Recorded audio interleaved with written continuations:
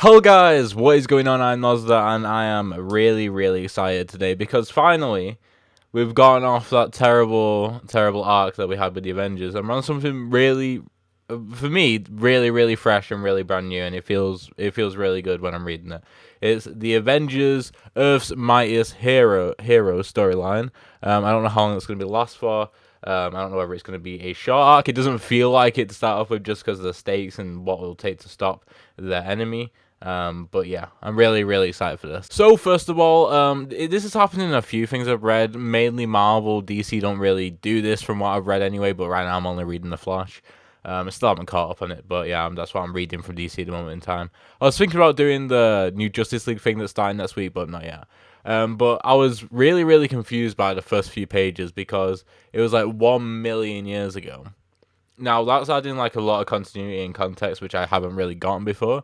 To do like the Iron Fist, how old Odin is. For me, Odin was only ever like 10,000 years old or something like that. But you got Odin, you got the Black Panther and stuff like that. I didn't realize these like figures were like so prominent even so long ago. And it's really cool to learn the history about that. But I was really kind of confused, and I didn't really like it to begin with. But when we got the sort of side story, which it was really interesting because it gave a lot of depth to the story and a lot of meaning, was the Doctor Strange and Black Panther side story. And the way those two sort of like tethered together, it was really interesting. And I like that. I thought it was a nice little palate cleanser from a lot of the high stakes stuff that's been going on in comics and outside the comics, obviously with Infinity War, when it was just the Cap, Iron Man, and Thor discussion thing, because obviously they've all sort of Thor and Iron Man in particular have been out of action, and Captain America as himself really has been out of action for a while now.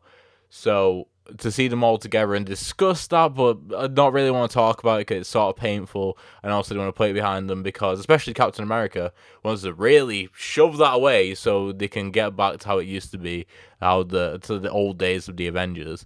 And what better way to do this when Motherboard presents them with another Earth-ending, potentially universe-shattering crisis, which is perfect for the Avengers. Everyone else's little introduction, because I'll show you the cover again. We didn't really get, like, for example, we didn't really get full-on She-Hulk, but we obviously see her, like, in a full cowl. We got Ghost Rider and stuff like that. This cover is basically telling us who the main Avengers are gonna be, whether they add a few people to help out here and there, or a few specialties. We've already got Ghost Rider to deal with, like, more like not cosmic side of things, but you know what I mean, stuff to do with Doctor Strange, the mystic side of things, because obviously his soul is different, so he can, for example, it's basically like I'm getting that from the Damnation storyline, like we can use Ghost Rider in that sense, and everyone's got their like abilities to do with space as well as Earth. And so they all seem really well rounded, but there probably will be characters that'll be introduced and like left and stuff like that as we go on. But yeah, these are going to be the main sort of Avengers for this storyline, maybe until the next reboot, unless there's an event going on later on in the year or next year or whatever that can change that. But yeah, so I like the little introductions we got. Like the She-Hulk thing was really cool. I like the Ghost Rider stuff as well. That was interesting. I like Ghost Rider especially because I thought it was. I'm one of the few people that thought it was really well done in Agents of Shield, because I actually like Agents of Shield.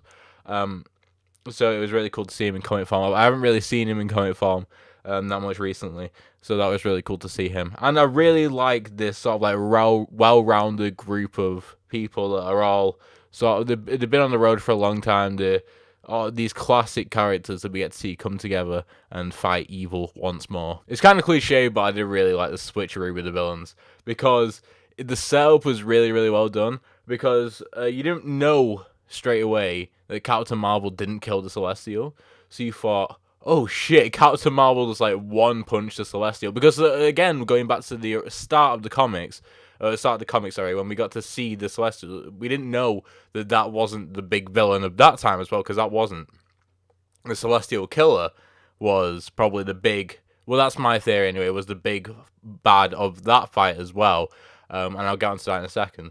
But we see people think that they killed the Celestial, and then she hasn't. She just moved it, and she said it as if like, oh, she couldn't kill a Celestial, because even the people that was around, like the man in the chair, for example, or whatever, were saying, yo, you need to get back. and then she went in anyway, probably to realize, probably because she realized that that Celestial isn't alive, it's dead, and she needs to do something about it.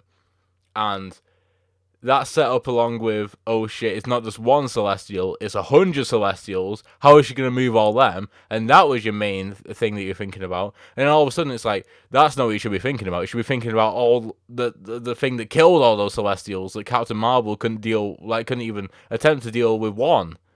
So that was really, really well done, because it was like stages. This was only done over a couple of pages, maybe 3 or 4 pages, but the stages of it, and then you were slowly realizing, like, oh my god, what is happening? And that was really, really well done. Now, this is a little bit of a theory. I didn't want to make a separate video for this because it's probably, like, I don't really have too much to base it off of, but I just thought I wanted to talk about it anyway. I think the hole in the earth, which Black Panther and Doctor Strange went to, was where the Celestial Killer was kept, and that the little green things are important in some way, whether they're like been laying dormant until the Celestial Killer is here, so that it can start taking over the world.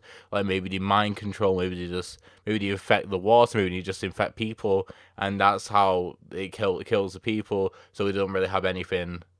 Like there's nothing that it's up against, or maybe he created those because he knew the Earth could withstand him, and so he's like, right, I'm gonna have this extra now for when I regain power or whatever, and that then he managed to be able to get out. Probably teleported away, because obviously, like they said, the holes were too small for him to be able to get out. Probably teleported away, killed all Celestials, and then came back. Maybe he killed. I'm just thinking of this now, obviously by my facial expression. Maybe he killed the Celestials because they were like supposed to be like, it was supposed to do his job. First time when he came to Earth, and obviously they didn't because he's laying at the center of the Earth. So he went back and killed them all, sort of like punishment, maybe. Well, or maybe not all of them because it's only 100. I don't know how many Celestials there are. But yeah, so those green things definitely have some sort of significance, whether they're to aid the Celestial Killer or whether they're to harm him. Maybe, I don't know, probably more to aid him because they just sort of left him there to fester. I mean, there's a bunch of tunnels. I think it was only 2 miles below South Africa, so there was tunnels leading from the center of the Earth out. Maybe that's how the green things get out to then infect like everyone else.